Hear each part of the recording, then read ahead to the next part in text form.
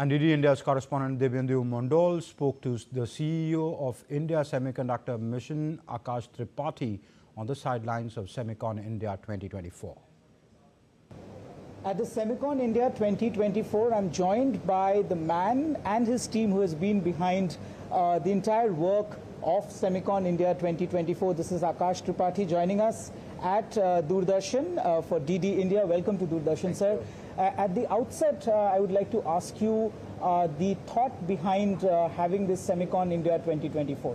This time we are doing it with SEMI. So SEMI is an organization which is a industry association of semiconductor industries. More than 3,000 semiconductor industries from the world are members of SEMI.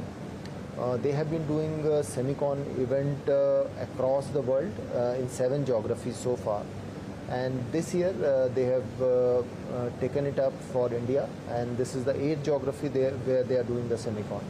So in such an event, the global semiconductor companies, whether they are equipment, raw material, fab equipment and ATMP equipment, all the kind of ecosystem players are there, be it substrate company, be it raw wafer company.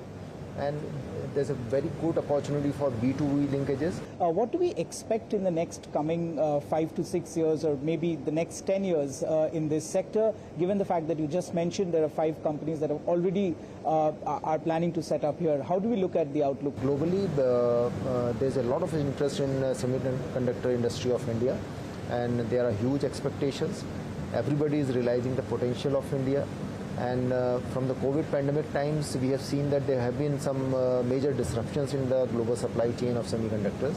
And also with the geopolitical headwinds, there have been further disruptions. So everybody now thinks that we should have a trusted and resilient partner into this supply chain. And India has emerged as that trusted partner. Right, but Mr. Akash, you mentioned about the policy.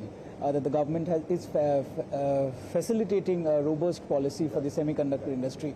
But could you help us understand what are the policies, perhaps if you could outlay it for the viewers?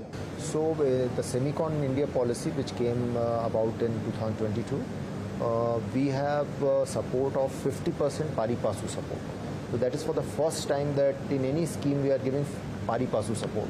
Generally, it's in the reimbursement model, okay. But in this scheme, for the first time, we are attempting pari passu support, and that pari passu support is 50% of the eligible project cost.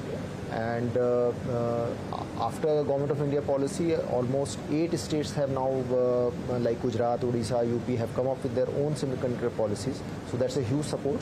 So of course, you know, the future of India in the semiconductor sector looks very promising, with the government and people like Akash, who's at the helm of it, is giving the much needed impetus. This is Debyendu Mondol with camp person Mohit Uike from Greater Noida for DD India.